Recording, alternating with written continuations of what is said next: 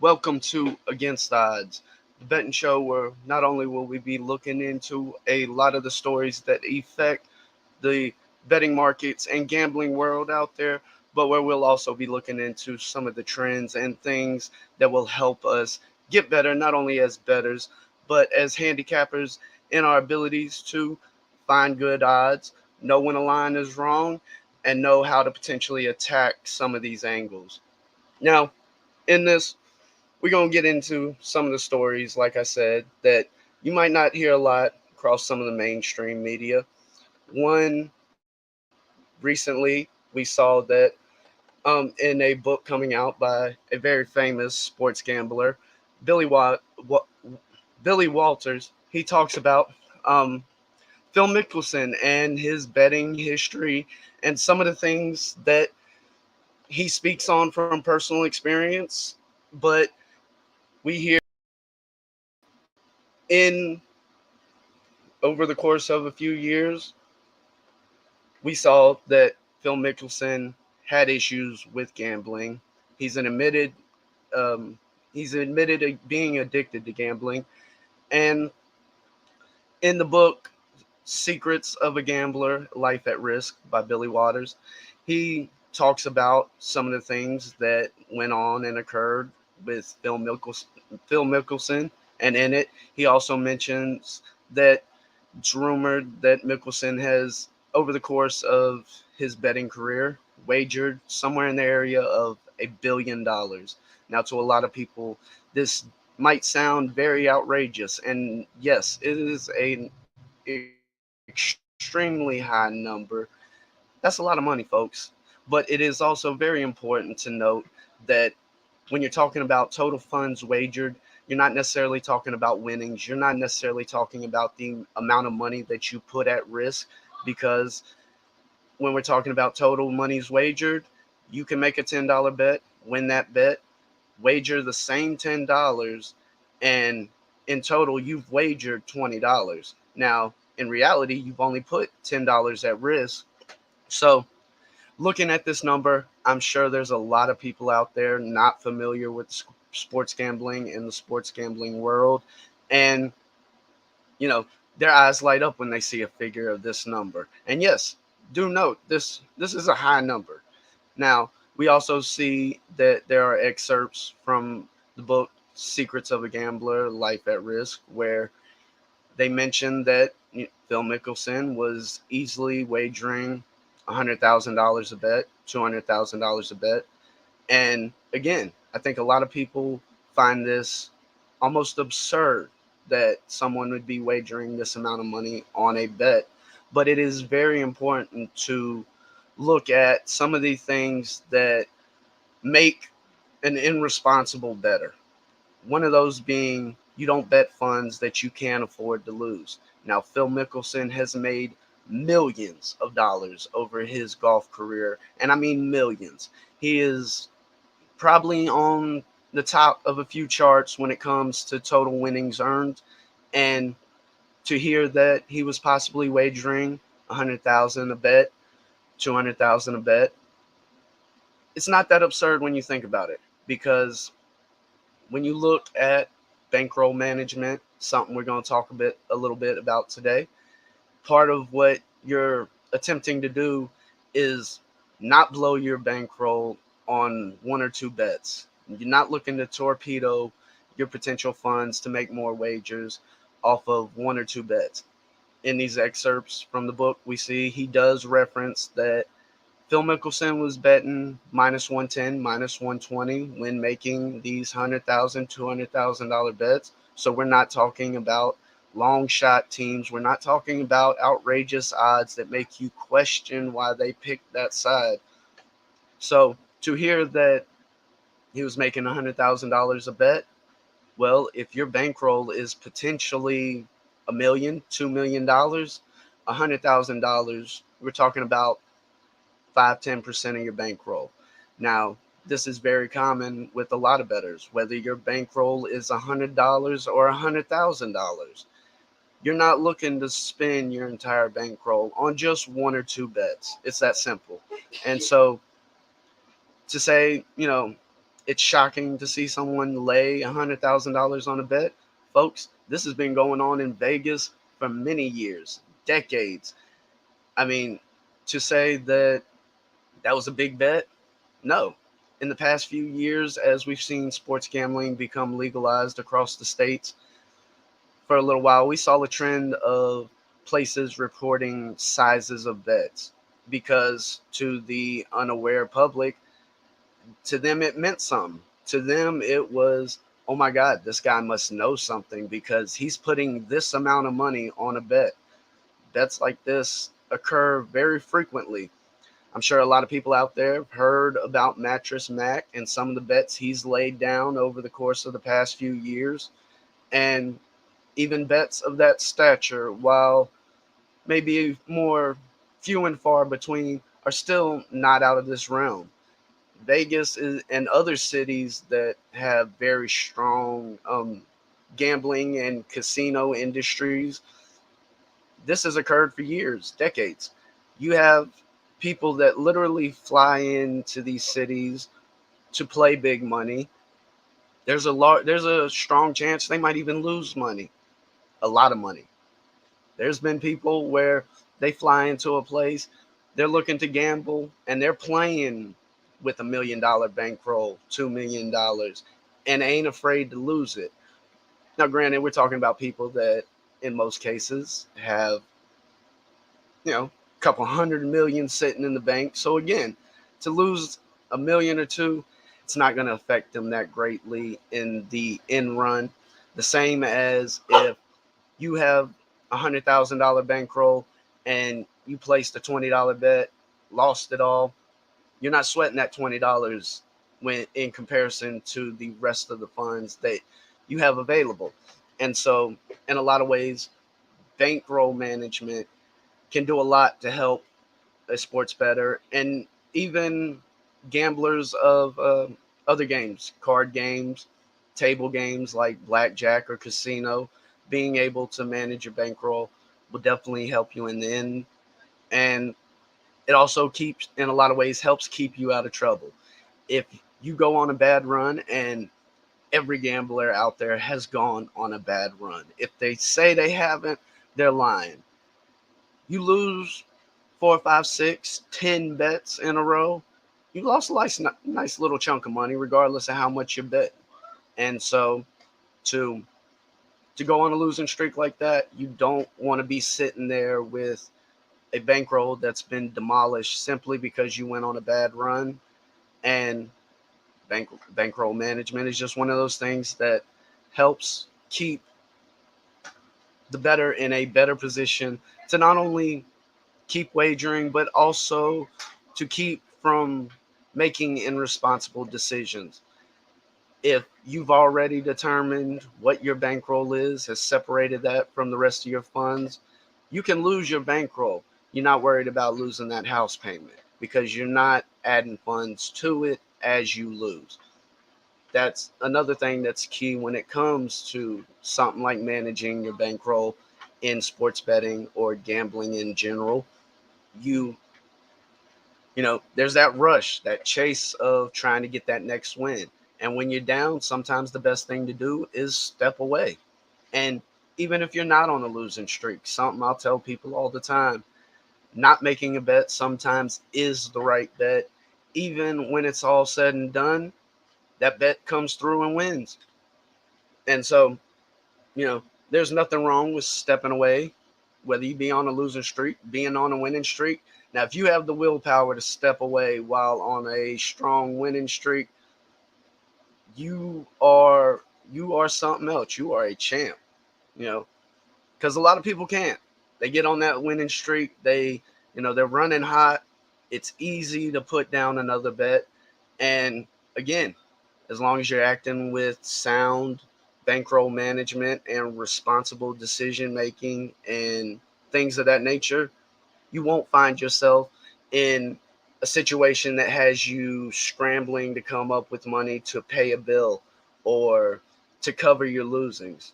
And that's very big in the sports gambling world as we see it become legalized in more and more states.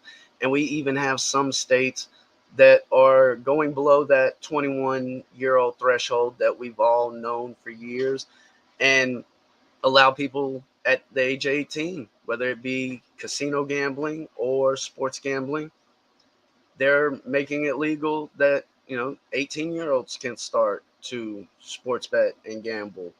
And while there might be some risk behind that, you kind of get in a bit of a catch 22 because 21 isn't that much older, but there is a large potential for people even at the age of 18, 19, 20 to find themselves in positions that aren't pleasant.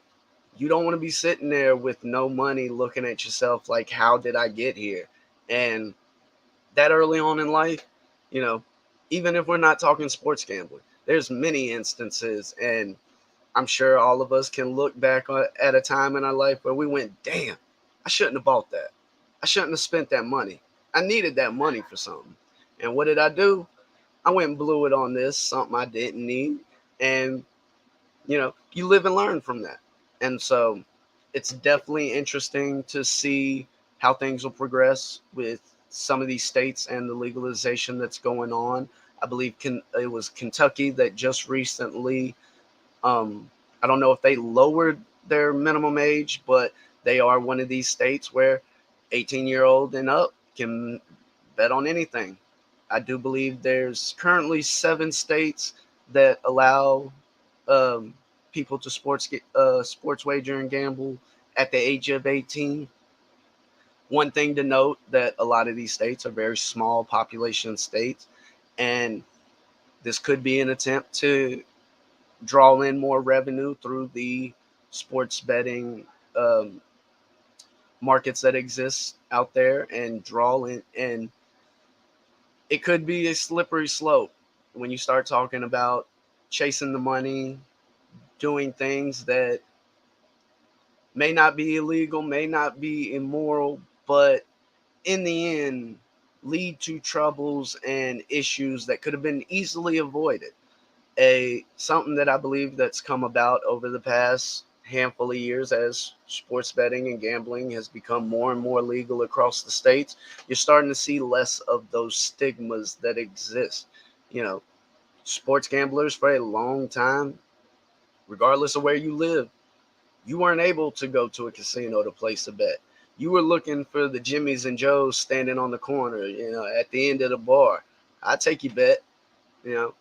And while that comes with its own set of risks, again, as long as you're acting responsibly, you won't find yourself in any trouble. But we all have heard stories of bookies going after people, whether it be, you know, malicious or even just you lost a lot of money and now it's time to pay up. So give me the keys to your truck. Nobody wants to be in that kind of situation. And even if it's not losing your truck to a bookie, nobody wants to be sitting there watching their truck repoed because the bank said, hey, where's our money? So it's definitely important that, you know, you act responsibly when it comes to sports betting and gambling.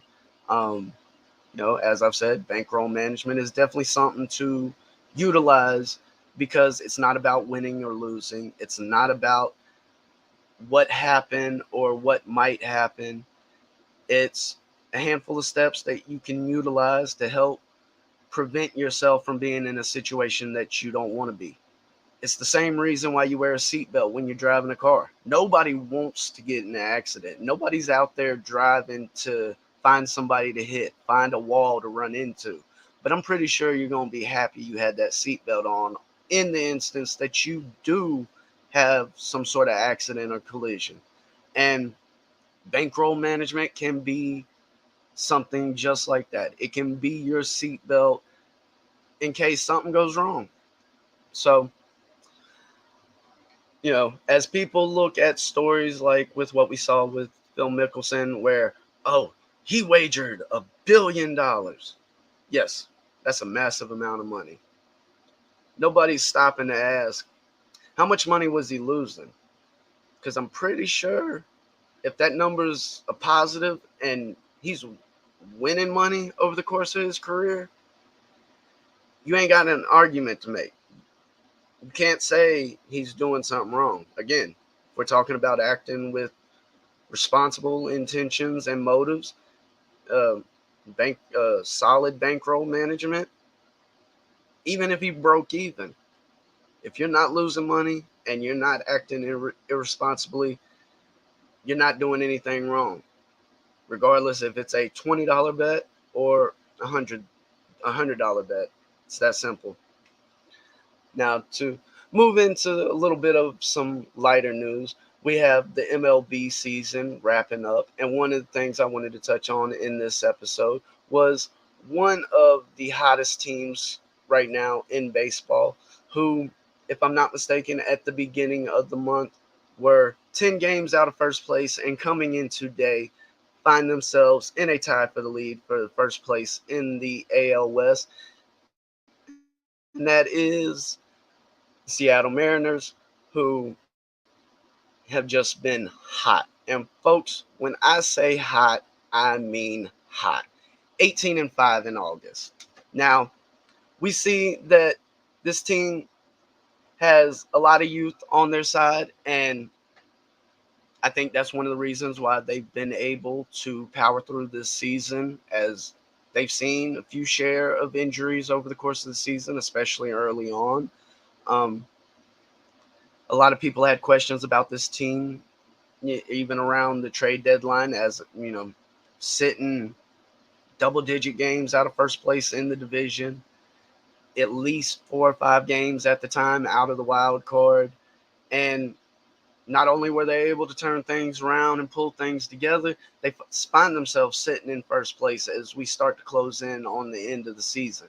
And going into September is that time of season in the MLB where you want to be playing hot, you want to have your act together, and you want to find yourself in a position where you're playing to win. You're not trying not to lose.